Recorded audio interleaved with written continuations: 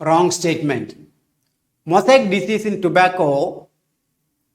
This is caused by a virus. We have studied tobacco, mosaic virus, AIDS in human being are carried by or caused by viruses. Correct statement. Viruses were discovered by Ivanovsky. No, Theo Diener discovered them. Tobacco, mosaic virus. Viruses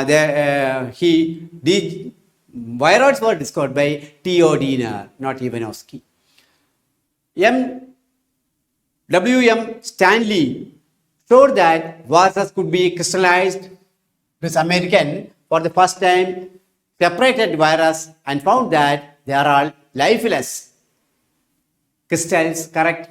The term contagium vivum fluidum was coined by Beijerinck.